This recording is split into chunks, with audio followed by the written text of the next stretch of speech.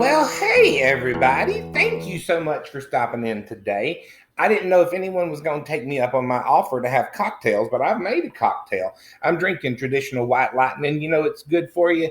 This is a good year. It's probably 1997, 1998. It's pretty robust, and you have to drink it through a straw because if it gets under your false teeth, it catches your gums on fire. Anyway, my name is Country, and it is so nice to meet you. Now, I know you're thinking to yourself, your mama named you Country. No, my mama did not name me Country. My mama named me Jimmy Swaggart Baker. See, she named me after two of her favorite televangelists, Jim Bakker and Jimmy Swaggart. And I was just as proud as I could be to have that name. People thought I was intelligent as a result of it. It really was an amazing, amazing experience to have that name. But several years back, Mama started calling me Country. And one day I said, Mama, why you call me Country? And she said, don't worry about it. And I said, no, Mama, why you call me Country? Because that makes me sound a little stupider than I am. And Mama explained to me that Jimmy Swaggart and Jim Bakker had gotten involved with prostitutes and with scandals, and she really didn't want anybody associating those names with me. Well, God love her. I thought that was the most beautiful thing ever. And everything went well until I started growing up and acting up. And now I've done way worse things than Jimmy Swaggart or Jim Bakker. Shit, one prostitute, I probably had 20 or 30. So I grew up in a real small town in Alabama. Now, I know there aren't such things as small towns in Alabama, but this one is kind of small. I grew up in a little town called Midland.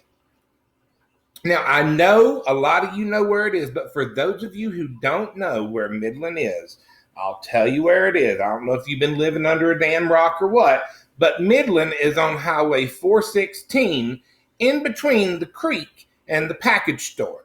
It's a lovely little town, population 26, and all of us are related to each other, so it's 26 Bakers. It used to be called Baker Holler, but some people just really didn't love that name, and it was hard for us to get mail, so we changed it to Midland and got one of those zippy code things that everybody has. Then we started getting mail.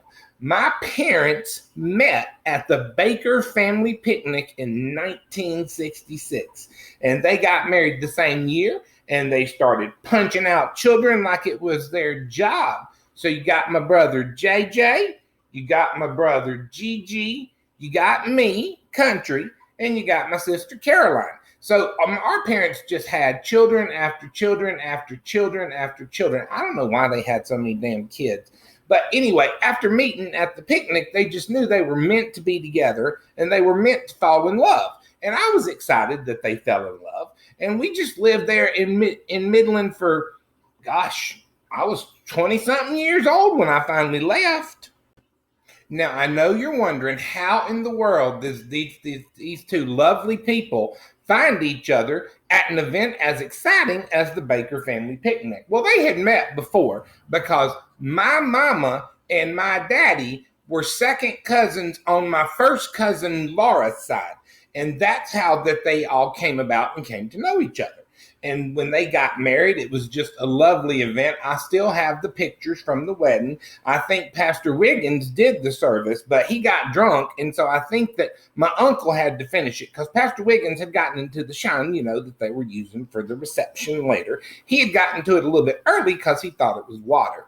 Anyway, so my daddy and my brothers and me, I'm Country, we all worked at the cow insemination tube factory there in Midland. It is the largest employer in Midland. I think it's got 20, I think it had 18 to 20 employees. Just a wonderful place to work. Christian company, Christian values. I was the head of the box making department. You see, we made the boxes that you put the insemination tubes in to send to the farmers so they could put them in the insemination hole in the cow and squeeze the good up in there. They would squeeze that good up in there. So we were working there and just loved it. And that factory was thriving until the accident. Now, I know you probably have already heard about the accident, but let me just walk you through what happened. It was a terrible day. just a terrible day. I was in the box room, and Jimmy was in the box room, and we had the first shift, and I was the box room supervisor. Jimmy was the box building assistant supervisor, and we were in there working, and out on the factory floor, we just heard this commotion like you've never heard in your life. Hold on one second. Sorry, my throat was getting dry. Like you've never heard in your life. We just heard this hollering and yelling. And I said, Jimmy, go out there and see what's going on the factory floor. And he said, Country, I can't go out there and see what's going on the factory floor. I'm melting this glue. And I said, damn it, Jimmy, I'm your supervisor. Go out there and see what's going on the factory floor. And he said he was going to go to the union because he was melting glue. And I said, well, fuck it. I'll go out there and see what's going on the factory floor. So I went out there minding my own business, all these people hollering and yelling. And next thing you know, I looked up and Earl's whole body was in the plastic discriminator. I think it's called a discriminator. You put these little plastic balls in there and it melts it and turns it into the tube and shoots it down the other side. His whole body was in there. So I said, Earl! I started praying. I got on my knees. I said, God, don't let this machine take Earl today. Do not let, I said, devil, get out of this factory. And I was praying, and you know what? They managed to pull Earl out. But unfortunately, Earl's false teeth fell off into the machine, and they got ground up with the tube parts. Well, from then on, every damn tube that came out of that machine smelled like Tabasco and Red Man, and it just destroyed the reputation of that factory. And within 2 or 3 months, we were all of us looking for work because they had closed it because people started calling us in our industry. They started calling us the Tabasco Red Man factory. They were putting those insemination tubes up in the cow, and the cows were getting upset because some of the Tabasco resin was still there and it was burning their hoo-hoos on the inside, and it just ruined our reputation. So after the crisis passed, we were all out of work. I went to Mama and I said, Mama, I don't have a job. And she said, what do you mean you don't have a job? And I said, because of the incident at the factory. And she said, you're my smartest child. If anybody can find a job, it's you. And I said, okay, what do you think I should do? And she said, you can go to the condom factory and make condoms down in Opelika. And I said, no, I don't want to make condoms in Opelika because last time I was down there, I kept getting in trouble for blowing them up and making them into animals. And she said, well, the Olympics are coming to Georgia. And I said, my God, this is probably my calling. I'm going to go be an Olympic athlete. And she said, no, fool, not an athlete, but there are probably going to be jobs over there that they have for people to do. And I said, well, I'll be damned, you're right. So I got in my truck and I packed up everything I had and I put it all in garbage bags and I headed right on to Georgia. And boy, I tell you what, I passed that sign that said Georgia's on my mind, and I said it sure is on my mind because now I'm going to be able to taste freedom that I've never had before, and I'm no longer in that small town. I'm going to the big city. So I came to Atlanta, and I found me a roommate. He was real nice. He was a drag queen at a club called the Backstreet, and he was just the most unique individual I'd ever met in my life. I don't know if I mentioned, but I'm a little bit homosexual. And I wanted to make sure that you all knew that because that's important. So I lived with a drag queen, and I don't need you to judge me. I'm not judging you. I don't even fucking know you. But anyway, I lived with a drag queen, and I got me a job selling athletic supports to the athletes who were here for the Olympics. And it was going so well. They said I went through training better than anybody else. And I said, well, I believe it. Thank you. And everything was going so good. And, I was at the Olympic Village doing a fitting on this German wrestler. And everything was going fine. I didn't understand much of what he was saying because it was all this blah, blah, blah, blah, blah, blah, blah, blah, blah, blah, blah. But I was like, okay, brother, well, good for you. Good for you. Let's get this athletic support fit. They're cups, like baseball players wear, and you put it up near your dick. Yeah. So, I said, let's get it fit. And, he took off his pants, and I said, well, I sure am going to enjoy this fitting. But then the police came because I touched him inappropriately. I don't remember touching him inappropriately. I mean, I think I offered to taste his Wiener Schnitzel, but I don't know that that's inappropriate.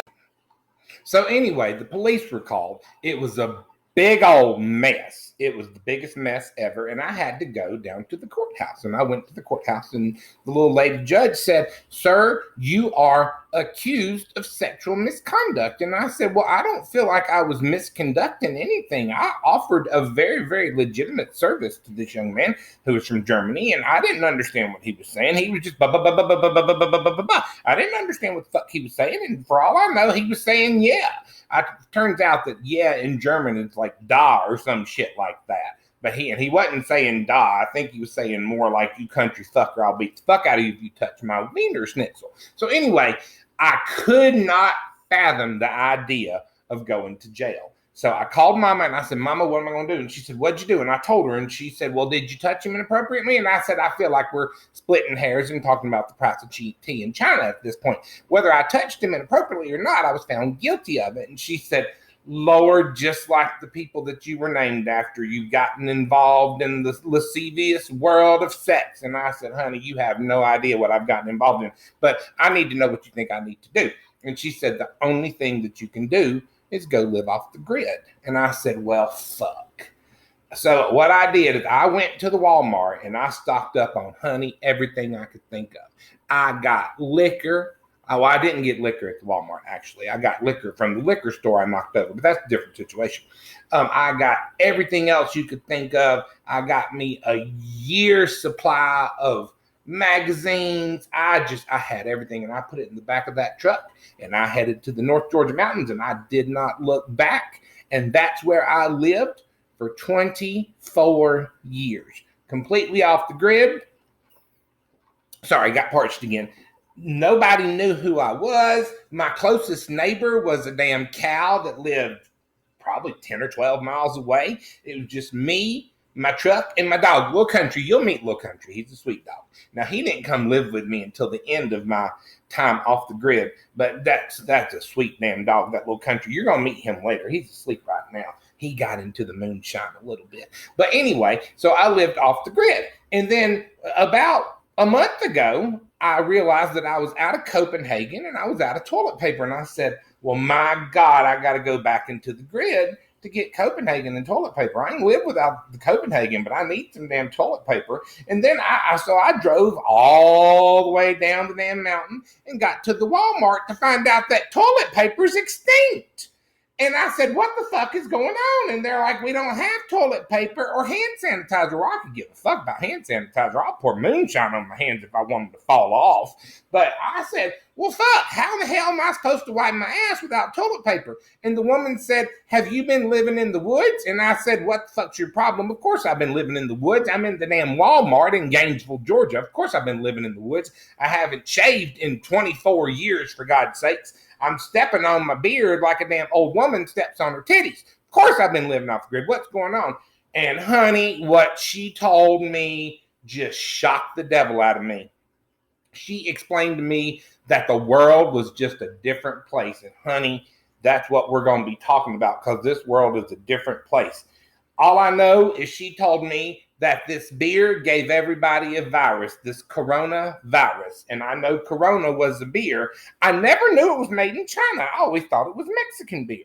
But I guess it's made in China. And it just had rocked the world's economy. And I got down on my hands and knees and I said, dear Jesus, help me navigate my way through this new world, because this world needs me and I need to be here. So I learned all about the coronavirus, and I still think it's a stupid name for the damn thing. Why can't we give it a better name, like the June virus or the David virus or the Michelangelo virus? The coronavirus is a stupid name. And if it really did come from the beer, why are we still selling the damn beer in the grocery store? I just saw some Corona beer, but no fucking toilet paper, because toilet paper is extinct.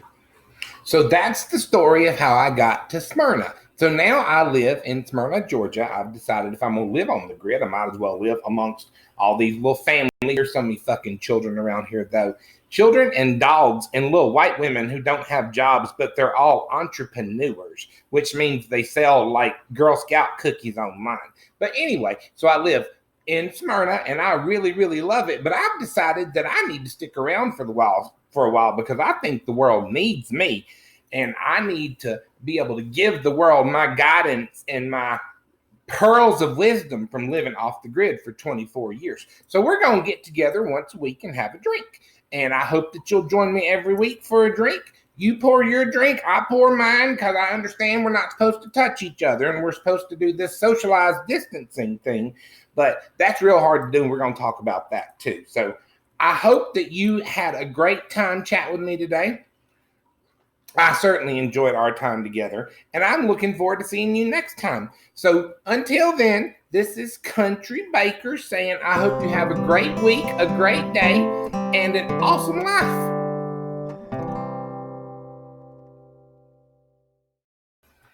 Hey, what's up, guys? My name is Mike Mitchell, also known as Country. Thanks for watching my episode. I hope that you enjoyed it. If you did, please hit subscribe and make sure you follow me on Facebook.